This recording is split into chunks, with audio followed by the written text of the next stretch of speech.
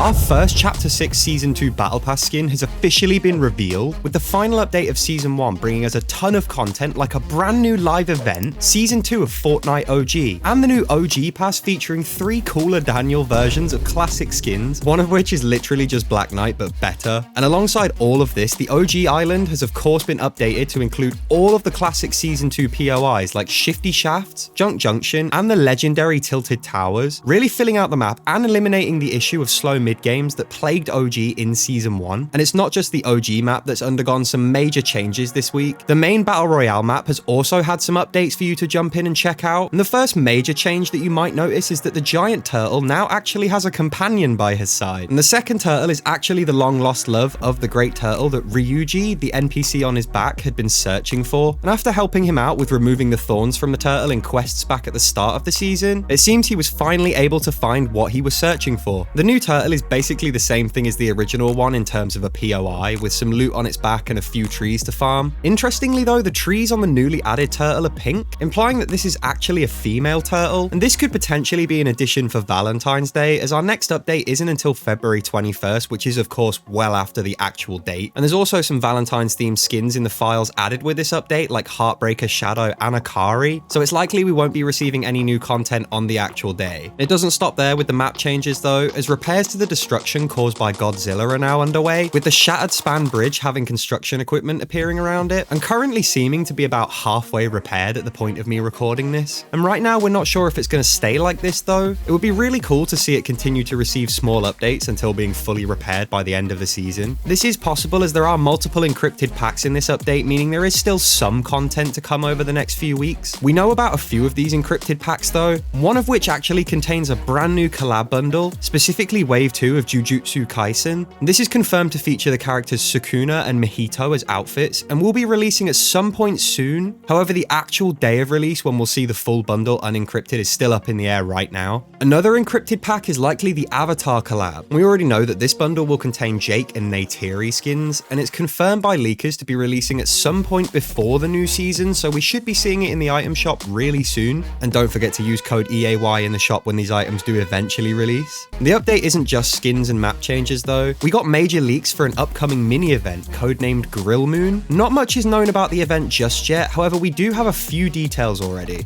We know that existing mechanics like demon masks, spirits, and grind rails are going to play a part at some point throughout it, and that Shogun X and the frozen portal near Warrior's Watch are also involved. It seems like it's mainly going to revolve around Daigo somehow though, with him attempting to save Jade from the spirit realm through one of the portals. And if you haven't been following the storyline this season, Jade has essentially been trapped in the realm by the Oni, and Daigo has been working on a way to save her. This loading screen was added in the update, which seems to show Daigo engaged in a battle with the spirit realm at one of the portals, and this could potentially be showing us what's going to go down during the event. Daigo himself will begin to tease the event when it's a little bit closer to the actual day, with a new teaser every day for 11 days total leading up to it. And there also potentially could be a classic event timer somewhere on the map too, as there are strings related to a quest that requires you to actually visit the timer in-game that will go live after it's added. And we're still not sure of an actual date, as the files for the event itself are of course still encrypted. The size of the encrypted pack containing the event though is 54 megabytes, which means we're in for something quite substantial compared to previous mini events last chapter.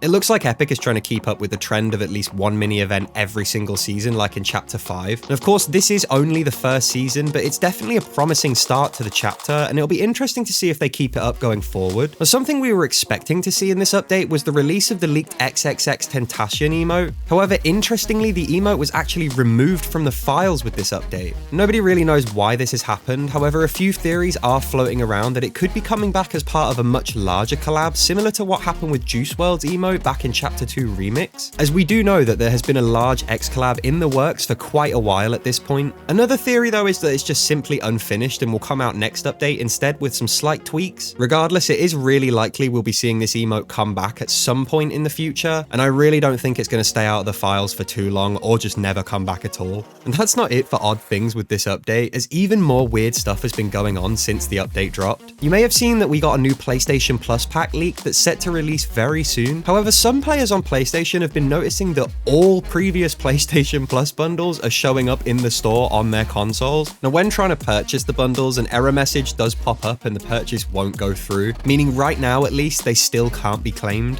The assets for these bundles were re-added to the files a few months back. However, they've been sitting there unused since then, so having them show up in the store really opens up the possibility of at least some of them returning at some point in the future, allowing players who missed out on them originally to get the chance to pick them up.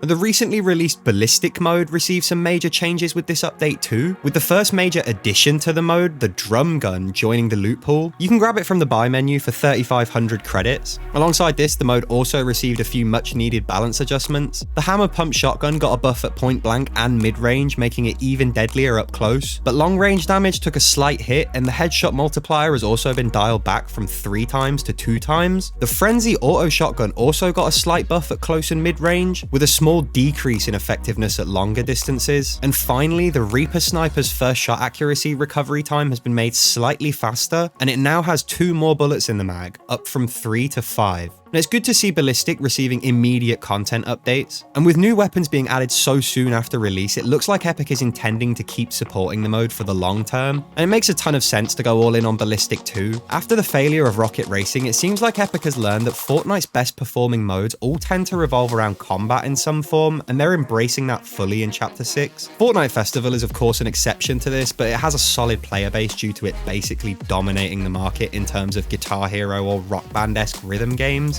and currently doesn't really have any competition in that lane. There is of course Clone Hero, however I think you could argue that Fortnite Festival is much easier to get into and access for your average casual rhythm game player, so it makes sense that it would hold a steady player count without needing to rely on combat mechanics. Back to BR though, and you might have missed it, but the teasers for Season 2 are now well underway. Last update, with the addition of the Kappa Kappa Pickle Factory, players noticed this drawing left over inside the factory, seemingly showing a new pickle skin, kinda looking like a pickle version of Peely. And it doesn't stop there, as inside one of the large barrels just outside of the factory, you can actually find him growing right now. And since the last update, he's visibly grown more, meaning he's getting closer and closer to release as we speak. Now, as we like to do on this channel, I've made a model for him and put him in game, so you can get a better idea of how he might look once he releases. And this is of course based on the drawing at the factory and the Kappa Kappa Pickle mascot himself. And with this update being the final one of Season 1 and all the currently encrypted packs being accounted for, this skin is likely going to release next season, potentially as part of the next Battle Pass.